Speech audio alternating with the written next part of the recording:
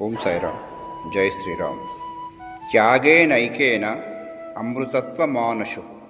తన ఫలాలను వృక్షం తానే భుజించదు, ఇతరులకు ఇస్తుంది తినమని.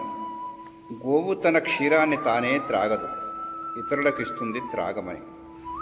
అలాగే గురువులు కూడా తమ జ్ఞానామృతాన్ని ఇతరులకు అందించుటలో నిజమైన ఆనందాన్ని పొందుతారు. తన కోసం తాను దీవించటం పశులక్షణం. ఒక్కొక్కసారి పశువుల కంటే కూడా హీనం.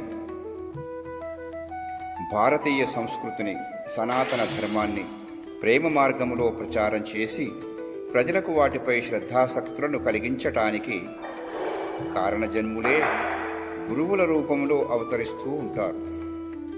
ఎవరి సాంగత్యం సద్బుద్ధిని కలిగిస్తుందో, ఎవరి బోధనలు సంసార సాగరాన్ని దాటిస్తాయో, ఎవరి దర్శన భాగ్యం వల్లనే అనంతమైన శాంతి కలుగుతుందో, వారి నోట మాట మాత్రం చేతనే ద్వంద్వాల అనగా సుఖ దుఃఖాలు, కష్ట నష్టాలు, మంచి చెడులు, లాభము నష్టం వల్ల కలిగే తాపాలు నశిస్తాయో, ఆ యోగిరాజ పరబ్రహ్మ స్వరూపమే సద్గురు స్వరూపం. ఓం సాయిరామ్. జై శ్రీరామ్. మరిన్ని మంచి వీడియోలతో మీ శరత్ కుమారాచార్య. సర్వే జనా సుఖినో భవంతు. సమస్త సన్మంగళాని భవంతు. సర్వం